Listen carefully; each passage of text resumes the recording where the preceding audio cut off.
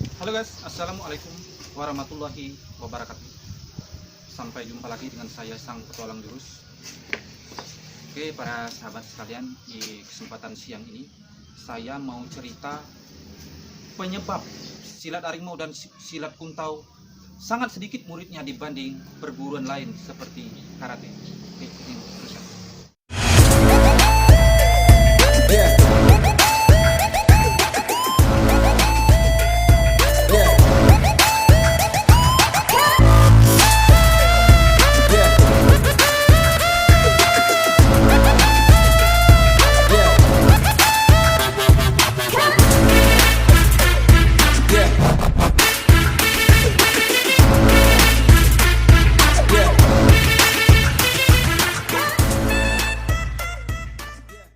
Jadi para sahabat sekalian, kenapa silat harimau, silat kuntau sangat sedikit muridnya dibanding perguruan lain seperti karate adalah salah satunya penyebabnya adalah silat harimau atau silat kuntau itu sangat sulit dicari keberadaannya.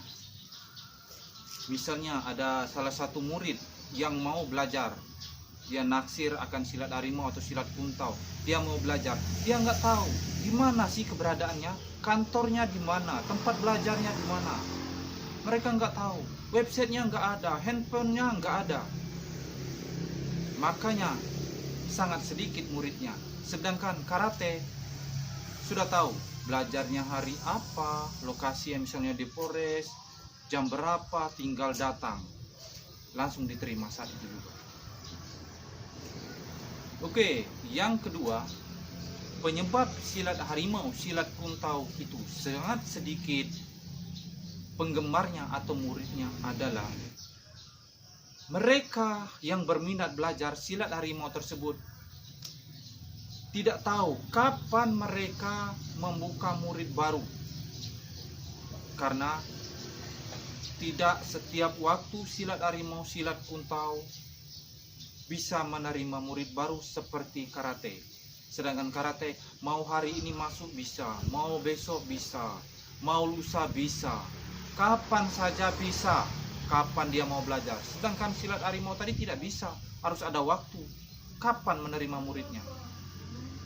Yang ketiga, penyebab silat harimau, silat kuntau ini sangat sedikit muridnya adalah walaupun kita sudah tahu di mana mereka belajar, di mana kapan waktu mereka belajar, kita juga sulit memasuki karena ada syarat-syarat khusus yang perlu dipersiapkan, belum tentu dapat.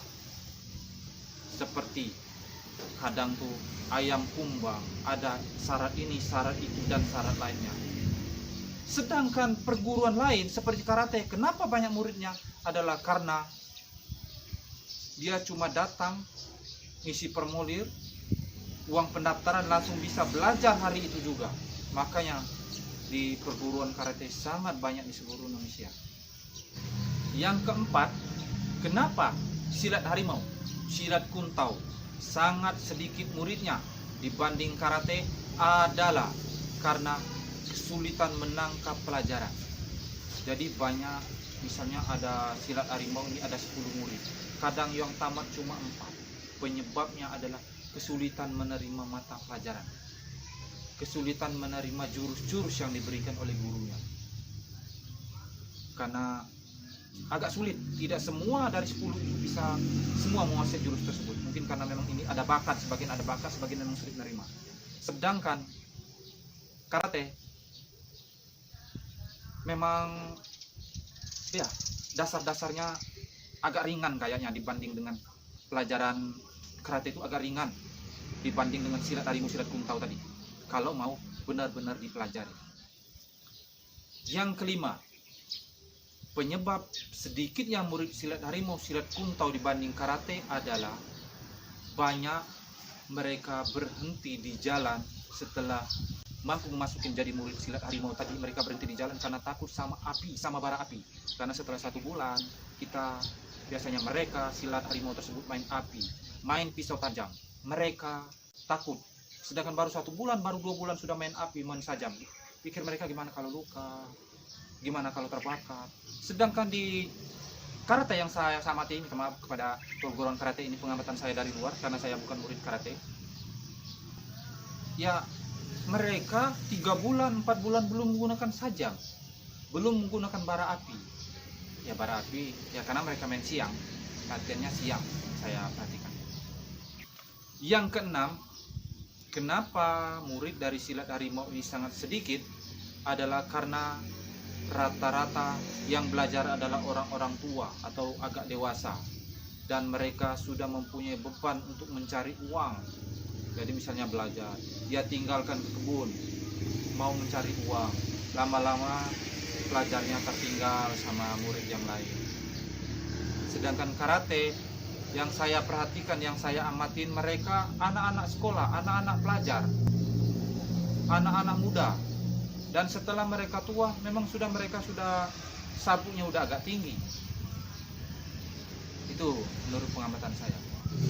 Yang ketujuh, penyebab muridnya sedikit adalah rata-rata murid yang berhenti di perjalanan menjadi murid harimau ini atau murid silat harimau silat kuntau ini adalah mereka takut cedera. Karena belajar kuncian, belajar silat harimau ini berpotensi mematahkan, cedera. Sedangkan karate, mereka sudah punya alat semua, pelindung dada, pelindung kemaluan, ada sasaran. Mereka belajarnya istilahnya untuk pengamanan, aman semua. Sedangkan silat harimau tadi enggak punya pengaman, jadi berpotensi patah. Jadi banyak yang berhenti karena takut cedera. Yang kedelapan, kenapa murid perguruan silat harimau? Karena mereka belajar malam. Saya belum pernah ketemu perguruan silat harimau silat kuntau yang belajar siang. Rata-rata belajar malam semua. Jadi untuk anak-anak muda, orang tua, kalau malam itu kan biasanya waktu istirahat. Jarang yang mereka mau belajar malam itu, sangat sedikit. Sedangkan karate saya perhatikan ya sore. Saya nggak tahu ada nggak pagi, mungkin ada yang pagi ya. Pokoknya siang.